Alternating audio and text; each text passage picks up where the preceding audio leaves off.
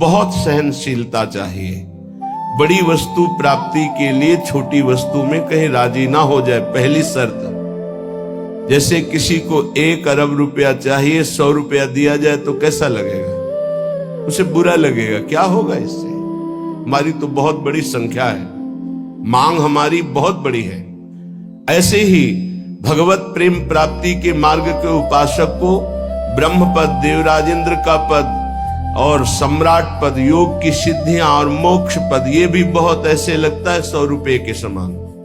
1 अरब की प्राप्ति वाले को जैसे 100 रुपया, ऐसे ही प्रेम प्राप्ति वाले को ये सब लगता है। इसलिए कह रहे मुझे ये नहीं चाहिए। दिए मानम न गृहणंति, देने पर भी वो नहीं लेते।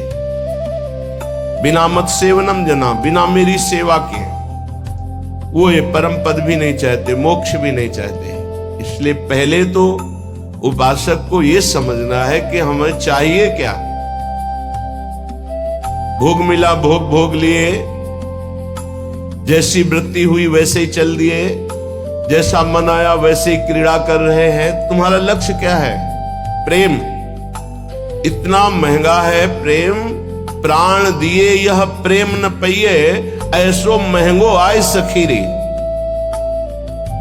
तुम इतने सस्ते बिक जाते हो। रसेंद्री के भोग, जनेन्द्री के भोगों में अपना लक्ष्य भूल जाते हो। तुम प्रेम प्राप्ति कैसे कर पाओगे? जो भूमा सुख का अधिकारी बनना चाहता हो, अल्प सुख का त्यागी होता है। जो अल्प सुख में रमण करने लगता है, भूमा सुख के अधिकार को खो देता है। भूमा सुख परमात्म सुख। जिसकी बुद्धि इतनी प्रवीण है कि हमारा लक्ष्य है प्रेम, तो प्रेम के आगे कुछ नहीं, कुछ नहीं चाहिए, प्रेम चाहिए। वो उपासक बिना किसी हिचक के, बिना किसी भय के, बिना किसी प्रलोभन के वो भगवत प्राप्ति कर लेता है। वो प्रेम प्राप्ति के बस दृढ़ निश्चय चाहिए, फिसलना नहीं है। ये ले लो, ये ले लो, नहीं नहीं, मेरा तो लक्ष्य प्रेम है, इससे क्या होगा। पर ऐसा नहीं है। वो प्रेम तो बाद में मिल ही जाएगा, पहले हमें भोग लेते हैं। बस यही त्रुटि जीवन को नष्ट कर देती है। यही कमी हमारी हमको आगे नहीं बढ़ने देती। नहीं, परमार्थ में थोड़ा भी नाम जप करने वाला, थोड़ी भी साधना करने वाला, उसको अनुभूतियां होने लगती हैं।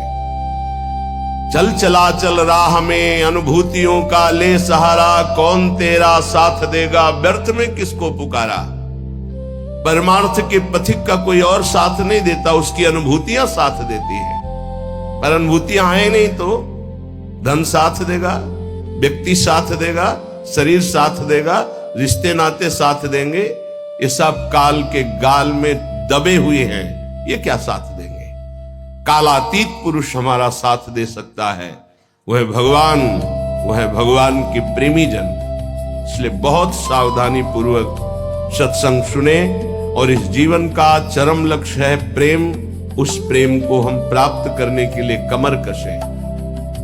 क्या ये संतों के पास नहीं जा सकते? क्या इनका अधिकार भगवत प्राप्ति नहीं? नहीं, इनके मन में भगवत प्राप्ति की कहीं किंचन मात्र लालसा नहीं। पद और प्रतिष्ठा, भोग और ऐश्वर्य, नाम और कीर्ति, बस इतना ही लक्ष्य है। इसलिए प्रेम मार्ग के उपासक को कभी इनका संग नहीं करना चाहिए। हाँ, कोई महाभागवत और पद पर विराजमान और भगवत भजन में लगा हुआ, भगवत प्राप्ति की लालसा वाला, उसका हृदय से स्वागत करना चाहिए। ऐसा नहीं कि कोई हो ही नहीं सकता। अम्बरीश जी महाराज चक्रवर्ती, सम्राट और महाभागवत,